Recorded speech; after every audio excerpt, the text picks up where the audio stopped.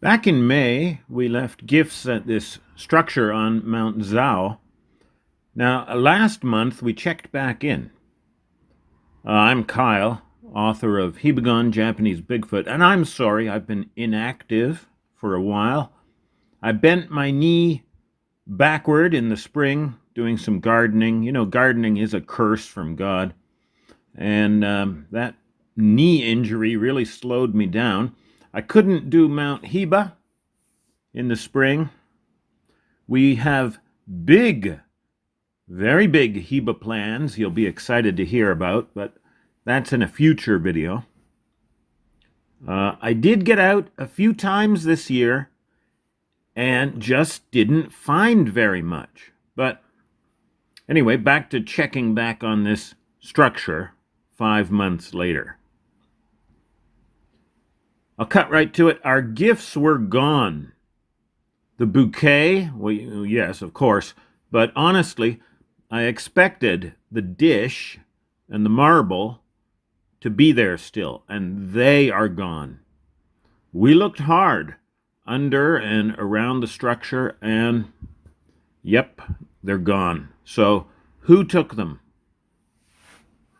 Well, we can rule out everyone without hands. So, everyone on this list is free to go. And that leaves us with only two suspects: the Japanese day hiker, recreational day hiker, and the Japanese Sasquatch, the hibagon. All right, you can go ahead and cut the hikers loose. They're not our guy. Just look at the facts of the case. The structure is in a box canyon. The nearest trail, well, no trail enters the canyon. An ancient, lost castle defensive trench or vertical moat does enter the canyon, and that's what brought me in there, but it would only bring me in there. And it's rough going, the trench. I haven't been able to find the head of the trench yet. I think we'll do it next March because I'm going to have help. The structure is 100 yards in off the nearest trail. It is invisible from the trail. And in our 6-month interval, the scene is inaccessible even to me. It's overgrown with thorns. The name of our lost 1,300-year-old castle was Thorn Castle. Joro spiders are all over the place. I don't see Keinosuke and Yoko here leaving the trail, plunging into the thorns and spiders, and persisting for 100 yards.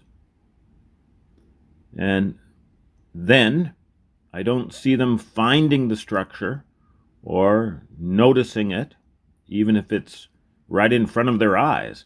And even if they do, I don't see them spotting our gifts tucked away in there. And even if they do that, it is unthinkable that Keinosuke and Yoko would take them.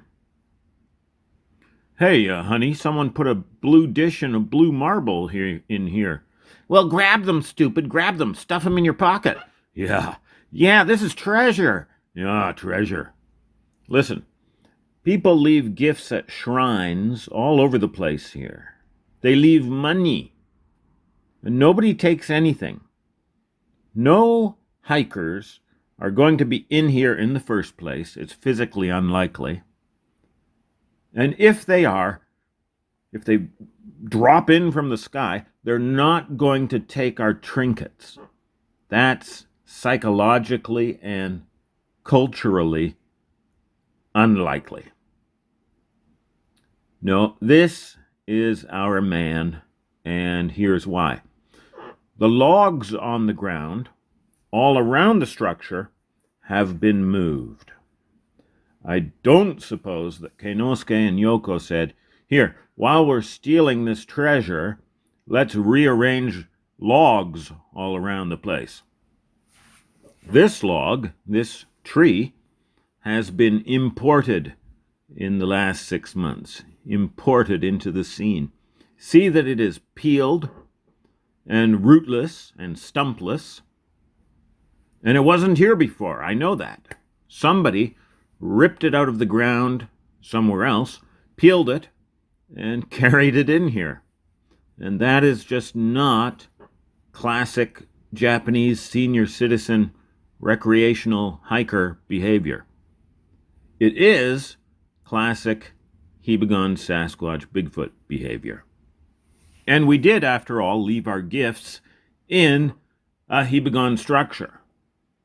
So a hibagon would be the one to find our gift package, notice it, value it, take it, knowing it's meant for him. It wasn't meant for Keinosuke and Yoko. They know that.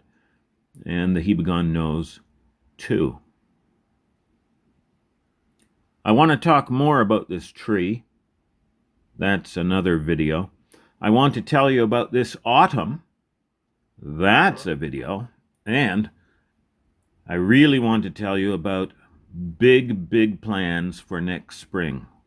Very exciting. But next, more about this tree. He be got me coming in this forest. He be taking our presents for him. He be happy cause he likes blue pottery and he has the correct for limbs. These elders, they don't have hands. Oh, you need that opposed